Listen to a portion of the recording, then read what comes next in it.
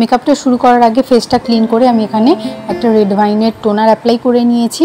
তো আজকে আমি তোমাদের সঙ্গে একটা regular simple makeup tutorial share করব, যেটা আমাদের রেগুলার বেসিসে যাদের বেরোতে হয় বাইরে মেকআপ করে যেতে হয়, সেই জন্য এই মেকআপ টিউটোরিয়ালটা করা। খুব সিম্পলের মধ্যে করব। রেগুলার বেসিসে যারা আমরা মেকআপ করি তারা জানি যে স্কিন কেয়ারটা কতটা জরুরি। তো অন্তত মেকআপ করার আগে 10 মিনিট আগে তোমরা সুন্দরভাবে যে যার স্কিন টোন অনুযায়ী, স্কিনের টেক্সচার অনুযায়ী যেই ময়শ্চারাইজারটা, সানস্ক্রিন, টোনার ইউজ করো সেটা কিন্তু করে নেবে। এটা কিন্তু স্কিন কেয়ারটা কিন্তু যে যার স্কিন অনুযায়ী করতে হবে, ঠিক আছে?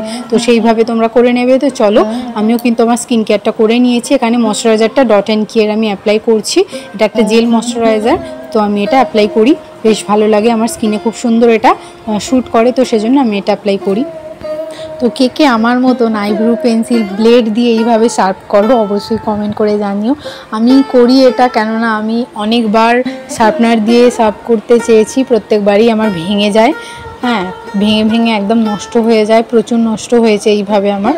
তো সেজন্য আমি শার্পনার দিয়ে আর করি না। নতুন শার্পনার কিনেও করেছি, তাতেও আমি পারিনি করতে, ভেঙে ফেলেছি। আর পুরনো দিয়েও করে দেখেছি, তাতেও ভেঙে ফেলেছি। তো সেই জন্য আমি হাল ছেড়েই দিয়েছি শার্পনার। আমি এই জন্য এইভাবে সুন্দর করে যত্ন করে ব্লেড রেখে দিই, ব্লেড দিয়েই করি। তো দেখো কত সুন্দর হয়েছে, বেশ ভালো হয়, নষ্ট হওয়ারও চান্স থাকে না। আস্তে আস্তে করে নিই, তাই হাত কেটে যাওয়ারও চান্স থাকে না আমার। আমি করে অভ্যেস করে ফেলেছি এটাকে।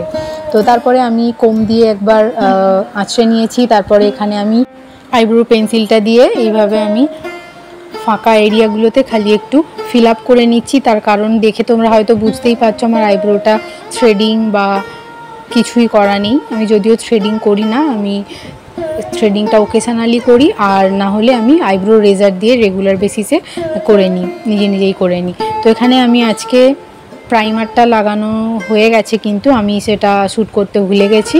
তো যাই হোক, তোমরা প্রাইমার অ্যাপ্লাই করে নেবে ফাউন্ডেশনের আগে। এখানে আমি ল্যাকমির ফাউন্ডেশন দেখতে পেলে দেখালাম, ওটা ইউজ করছি।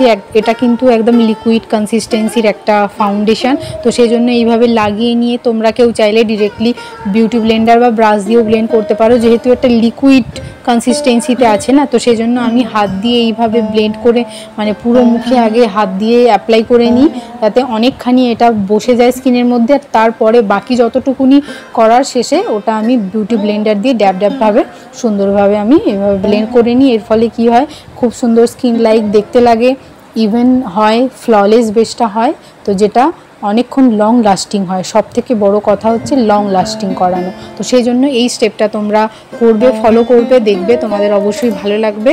এটা যারা করো তারা জানো, আর যারা করো না অবশ্যই একবার করে দেখো, আর অবশ্যই আমাকে কমেন্টে এসে জানিও কতটা তোমাদের ভালো লেগেছে।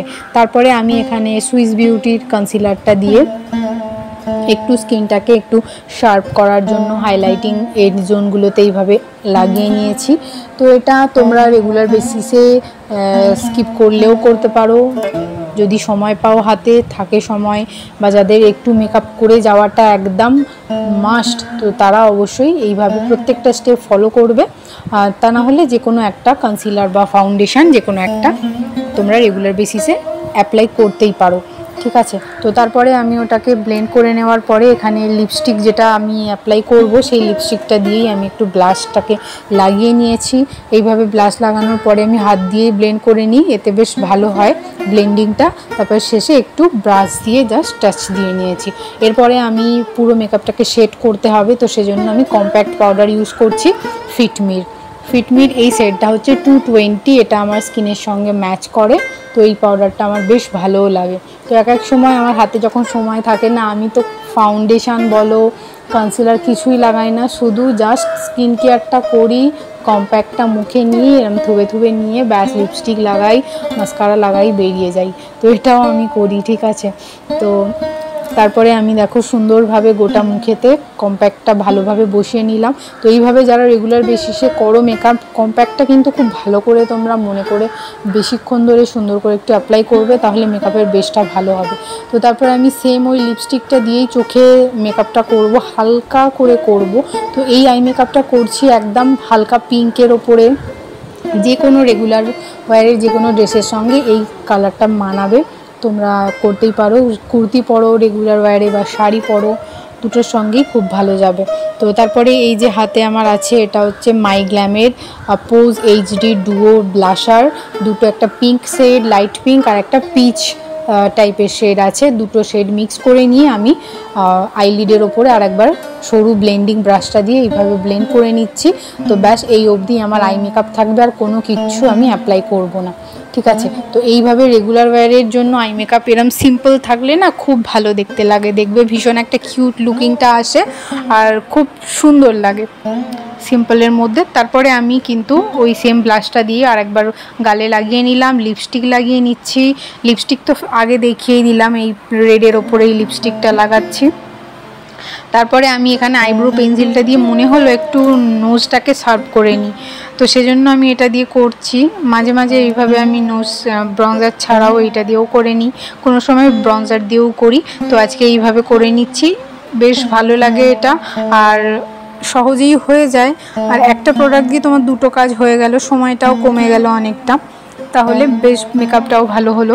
তো এইভাবে তোমরা এই ট্রিক্সগুলো ফলো করতে পারো রেগুলার ওয়্যারে মেকআপ করার জন্য। তারপরে শেষে ব্রঞ্জার দিয়ে সরু এই ব্রাশটা দিয়ে এইভাবে আমি কিন্তু একটু ব্রঞ্জিং করে নিলাম। তারপরে ভাবলাম একটু চিকটাকেও ব্রঞ্জিং করে নিই, এইভাবে বলতে বলতে পুরো ফেসে মানে আর কি জল আইনেও করেছি, ফোরহেডেও করেছি, হালকার উপরেই সব ব্রঞ্জিংগুলো করেছি। নাহলে রেগুলার ওয়্যারের জন্য ব্রঞ্জিং করার কোনো প্রয়োজনই নেই, ঠিক আছে। তো তারপরে কিন্তু আমি মেকআপের একদম প্রায় লাস্টের পর্যায়ে এসে গেছি, মানে আর 2-3টে বাকি আছে। এখানে আমি হাইলাইটার, রেগুলার ওয়্যারের জন্য তো হাইলাইটার লাগানোর দরকারই নেই। আমি তোমরা দেখতেই পেলে আমি হাতের মধ্যে যা ওই একটুখানি নিয়েছি, ওটাই নোজে একটু অল্প লাগিয়েছি, দুটো চিকে লাগিয়েছি, ব্যাস, আর কোথাও লাগাইনি। তারপরে কিন্তু সবথেকে আমার ফেভারিট পার্ট হচ্ছে মাস্কারা। তো রেগুলার ওয়্যারের জন্য মাস্কারা আমি ইউজ করি, মানে এটা আমাকে করতেই হয়, খুবই আমার ভালো লাগে করতে।